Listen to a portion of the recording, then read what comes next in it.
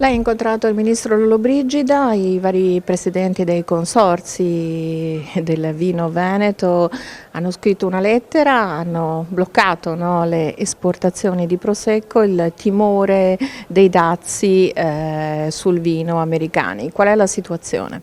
Sì, innanzitutto dobbiamo dare una comunicazione corretta che è la seguente. Non solo io ho incontrato il Ministro, abbiamo discusso di queste tematiche, proprio questi giorni c'era un convegno Agricoltura a Roma dove abbiamo avuto modo di fare il punto della situazione sull'agricoltura assieme anche alle associazioni di categoria, assieme al commissario Hansen della Commissione europea. Il tema è che i dazi ci sono sempre stati.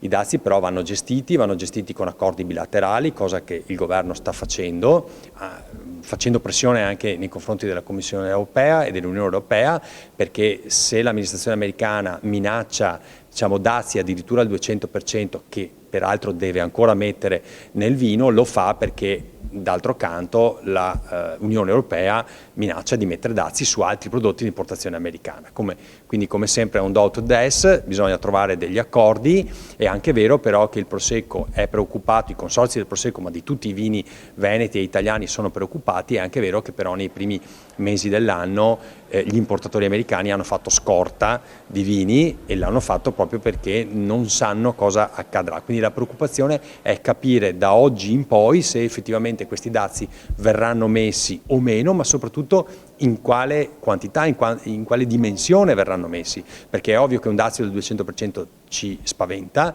ma è anche vero che un dazio di dimensioni inferiori, che c'è sempre stato, può tranquillamente coesistere con anche la qualità e il prezzo dei nostri vini. Ricordo che, per fare l'esempio del Prosecco, ma potremmo farlo su qualsiasi altro vino, una bottiglia di Prosecco da 8, 9, 10 euro viene venduta a 45-50 dollari già ora in America, quindi c'è la possibilità di sopportare alcuni dazi, dipende dalla misura. Questa cosa è tutta in contrattazione tra il governo italiano e il governo degli Stati Uniti d'America.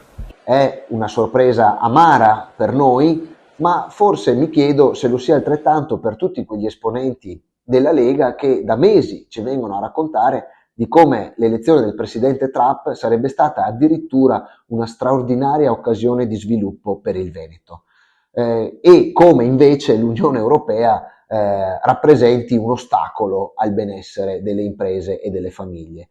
Che cosa fanno questi esponenti della Lega in questo momento? Chiedono aiuto proprio alla von der Leyen, all'Unione Europea. È veramente una situazione assurda e mi chiedo, anzi invito gli esponenti della Lega alla imminente manifestazione di Vinitaly a Verona, dove forse con un calice di vino in mano verranno a promettere di valorizzare le eccellenze del territorio veronese e veneto. In realtà i dazi, le barriere commerciali portano solo miseria e questo sarà un grosso problema non solo per l'Europa ma anche per il mercato statunitense. L'unica vera soluzione è quella di ampliare i commerci, le reti commerciali, i rapporti tra i paesi e su questo l'Unione Europea può essere effettivamente la soluzione migliore per l'economia veneta e italiana.